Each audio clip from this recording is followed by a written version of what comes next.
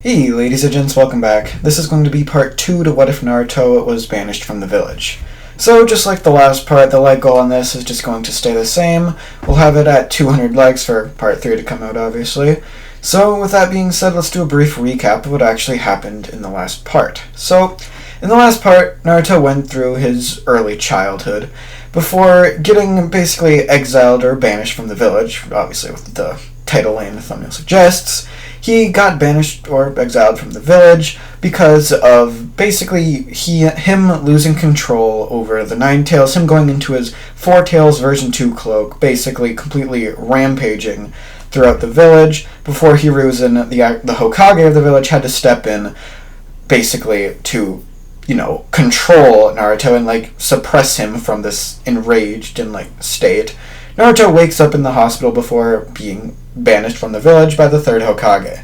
So, with that's where we left this part off. So, without further ado, let's get into the new material. So, after Naruto basically finished, giving up on the fact that he wasn't going to get Hinata to stay in the village, he finally allows her to come with him. And together, they leave the village. Hinata is actually filled with a little bit more hatred than her normal self would be at this point, simply because of the fact that the person she cared about the most, the person she loved the most, was literally just banished from the village because of something that wasn't his choice. You really think, it was his choice that he wanted, you think he, as a toddler, or, as a literal infant, was just I'm gonna become the Nine Tails Jinchuriki. So Hinata sees it like that. She doesn't see it the way that basically all of the other villagers or ninja or anybody like that would see it. She sees it it wasn't his choice. He probably doesn't even want to be the Jinchuriki. He doesn't even know that he's she doesn't know he's a Jinchuriki, but it's a little bit different. So, as Naruto's leaving the village, something changes a little bit. He starts feeling this immense, this absurd amount of bloodlust and hatred towards humans and the village and literally everything. And as this happens, a familiar feeling starts to occur, as some of the chakra that he was emitting from before starts coming out of his body again. And with this, Naruto enters his mind. For the first time, he's face to face with Kurama, or the Nine-Tails Fox. So, Naruto starts having a little bit of a conversation with him, and the immense amount of bloodlust and rage was obviously the bloodlust and rage from Kurama. The fact that the humans were just this fucking stupid, and this, they just banished their own person. They banished it because of Naruto, or because of the Nine Tails, but, they treat their own this poorly. It's not just the Jinchuriki, or not just the, tailed beasts that are treated so poorly, so cruelly. And he starts feeling immense amounts of hatred towards them. And he even tells Naruto, he's I wasn't really trying to make you lose control earlier, but from now on, if you need my help, you can call upon my power. And I will lend you some, without any negative side effects. This would be normal KCM, not like KCM 2 or any shit like that, but normal KCM mode. Naruto would obviously be pretty stoked by this because it's damn, that's the Nine-Tails Fox. It's supposed to be really freaking powerful.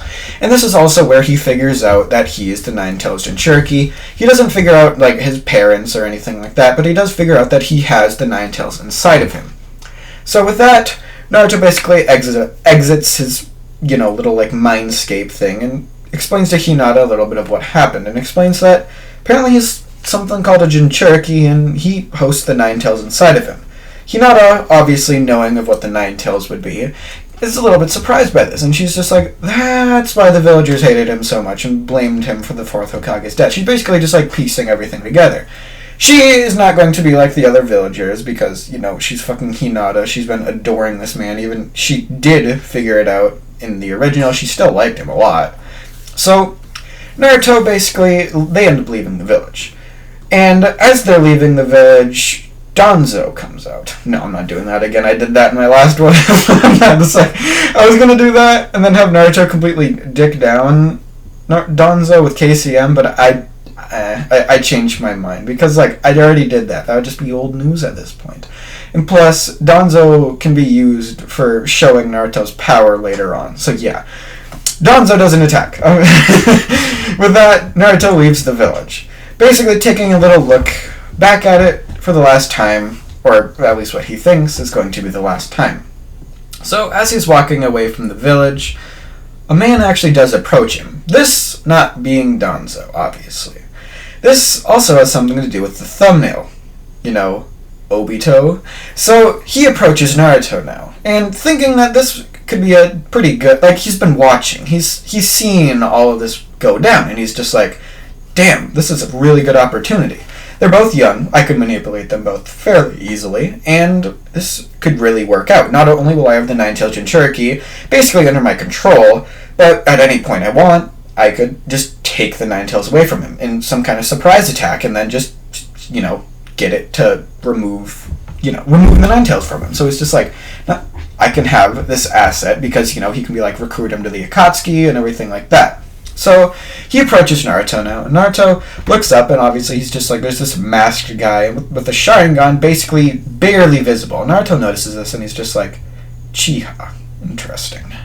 So Obito begins to speak. He's just like, I am Madara Uchiha. Because he's going with the persona that he wants to, like, manipulate these kids into thinking that he's this real powerful and everything like that. Like, if he just said, I'm Obito, or I'm Toby, or whatever you want to call it, he wouldn't have the same impact on these kids as if he was just like, I'm Madara Uchiha.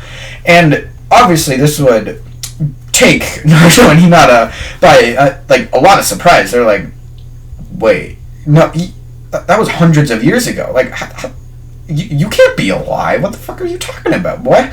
So he explains, he's just like, I am immortal. So he's pretty much just bluffing because, you know, he can do that. He's really powerful. So even if Naruto were to, like, activate KCM, he obviously wouldn't be able to do anything against Obito. So Obito basically wins in the fight because Naruto, with his hot-headed self, would basically want to challenge Obito. So Naruto decides, he's just like, I'm going to see what this guy's shtick is. And he leaves the village with Obito. You might be wondering, why would Naruto do that? Like, what are you talking about? Well, Naruto just had an interaction with the Nine-Tails. He also is at such a young age, and at an age where he would be feeling a lot of hatred towards the village. He hasn't gotten over that hatred. It's kind of like, you know how his subconscious, in, like, when he was training to get KCM in the original, was basically, you hate the village, you hate this. That's what Naruto is basically diverting to at this point. He's just like, well, if I can't get him to love me, might as well just fucking destroy him then. Hinata would obviously be a little bit against this, but she is kind of mad at the village too. So at least for now, she's gonna go along with it. And if Naruto goes too deep into, you know, his hatred and everything like that, she'll be the one to pull him out. So Naruto goes, and he and Hinata would end up joining the Akatsuki. So they begin training, because obviously them being, like, I don't remember exactly how old I made them, they're like 9 or something like that. They begin their training, because obviously they would not be sent on Akatsuki missions to, like, take Jinchuriki at the age of 9. So they train with Obito. So, or Toby, or whatever the hell you want to call him. They think it's Madara, everybody doesn't know. They begin training with, like, white Zetsus and different things like that to basically become more and more powerful. Obito notices something, though. He's just like, I wonder what would happen, because he's just like, he can see the promise inside of Naruto. He's just like, Uzumaki, known for their basically large, almost like unnatural amount of chakra, along with their basically dexterity and everything like that. He's just like, I wonder how bad the negative side effects would be of a Sharingan for somebody like that. Because remember how he had all of those backup Sharingan from when he when he and Itachi killed the entire clan. And this is more of an experiment to him than anything, and he's just like, nah, not yet. I'll reward him basically a Sharingan if he does really well on a mission later on. So, years will pass by, with Naruto and Hinata both training with white Zetsus and Obito and some other members of the Akatsuki that aren't too scary. And with that, they become fully fledged members of the Akatsuki. They don their robes and they get sent out on their first mission.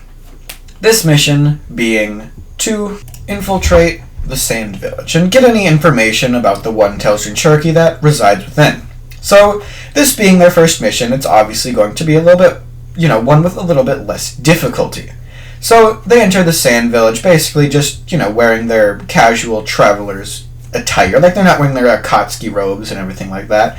And they start basically eavesdropping on the villagers and different ninja and shinobi basically wandering around. So, you might be wondering, what exactly time is this going to be? Well, in this Team 7, or, those people would be about doing the Zabuza, Land of Waves mission. They'd be nearing the end of that after, basically during the time that Kakashi had to recover from his Sharingan use. It's about that time right now. So as Naruto is inside of the Sand Village, he and Hinata start hearing these rumors of basically attacking the Leaf Village during the Chunin exams, which was not even that far away, not even a month. So Naruto decides, he's just like, I wonder what would happen if I were to intervene some way. But he decides he's not going to do that. He just kind of wants to observe a little bit more. He starts hearing more, and hears that the basically main strongest person is obviously the one-tailed Jinchuriki. And he's just like, Gaara, eh? I wonder how strong he'd be compared to me at this point. This isn't going to mean that Naruto's going to go and challenge him or anything, but they end up going back to Obito for now. So they basically report what's going on, and Obito hears this, and he's like, this is perfect. If we get you guys to enter the Chunin exams under disguise, it would be easy to get the basically one-tailed Jinchuriki.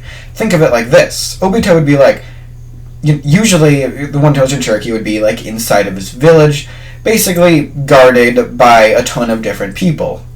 But this would be perfect. Not only is he younger and less powerful than his, older self would be, but he's only going to be accompanied by two, people of similar powers to, a normal, Genin. So he's just this could be perfect. So, with the follow-up mission, he asks Hinata and Naruto to go to the Leaf Village in about a couple weeks to a month to enter the Chunin exams under disguise. Their mission will not be to obviously win or do anything in the Chunin exams. It will simply be to capture Gaara. Naruto and Hinata would accept this mission because, they don't have to destroy the village or any shit like that, because they have a lot of hatred for the village, but they don't want to destroy it or anything. So they go, they end up basically waiting a few weeks, and they get in, or not get in disguise, but they use, the transformation jutsu. They get into disguise, and they enter the Chunin exams. The written part of the Chunin exams would go really easily for both of them with they'd have really high intellect from training with Obito, and, he wouldn't be skimping them on basically learning different, things like that. Naruto would obviously have mastered stuff like his wind release, and Hinata would have mastered lightning because that's her affinities. So, with that, that's basically, I'm just getting that out of the way now in case I decide to, jump at some point and be like, and Naruto uses this wind style! It's it wouldn't really make sense if I did it like that. So, they enter the Forest of Death, and this is where they think that this would be, the perfect opportunity. So, they go, and they find where Gaara's team is. After finding them, they notice that they're a little bit different from most of the other Genin around. They're high Chunin to, Jonin level, and they're interesting. This could be an actually cool fight. This might actually be kind of difficult, but they might be a little wrong with that. The only person who would be any sort of a fight to them would be Gaara at this point. So, with Gaara's two teammates out of the way being literally his sister and brother, I'm pretty sure, he basically has to fight with Naruto and Hinata completely by himself. So, he thinks this is just part of the Chunin exams. He thinks that his, little comrades, I guess you could say, are not dead. They just think they're knocked out or whatever you want to call it. However, he's incorrect. They're both dead, and he notices this. When their fight continues on for a little bit, he stops and walks over to the two corpses, and he notices that they're not breathing. They're not even alive, and he's just this is more serious than I thought it would be. So, he stands up now, realizing that he doesn't need to hold back in this fight in order not to kill them, because this is not exactly what he thought the Chunin exams would be, at least not this early on. He knew something bad, or not bad, but something similar to this would happen later on, but he didn't realize that somebody might have already been sent out against him, instead of him sent out against the rest of the people in the Leaf Village. So Naruto and Hinata would go, and they would pretty easily knock out this basically weaker version of or not weaker version of him, of Gaara, but weaker than his, Shippuden, early Shippuden self. So they take him down, and, they knock him out, and this is where Shukaku would awaken for the first time. Because, he awakens when Gaara gets knocked unconscious and everything like that. So Naruto and Hinata would be having a little bit more difficult time with this, with Naruto having to use his basically chakra-enhanced, wind-style frickin' kunai shits to actually manage to damage Shukaku. With Hinata distracting Shukaku, Naruto would basically jump up, punch Gaara in the head with enough force to wake him up. Gaara would wake up, and Naruto and Hinata would basically put a little seal on him, so when he does go to sleep, Shukaku couldn't jump out and try to attack them again. So with them doing that, this obviously would cause a lot of commotion with the rest of things going on, with some Jonin basically around to observe what was happening because they sensed the massive influx of chakra over there. They basically watched the battle for a little bit and noticed that these people managed to take down a literal fucking tailed beast. They're like, why are they so strong? But as the Jonin are thinking this, both the two of them, or three of them, I guess, disappear, with Gaara being inside of some weird, object. And they're like, they're gone, they just vanished. This would obviously cause a lot of commotion with the Sand Village and the Leaf Village, being it was two seemingly Leaf shinobi to actually have, taken or killed or did whatever they did with Gaara.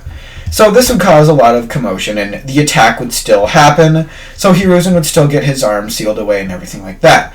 However, stuff like Gaara, fully transforming and almost killing Sasuke and Sakura, that wouldn't happen, nothing like that, because, he's not even in the village.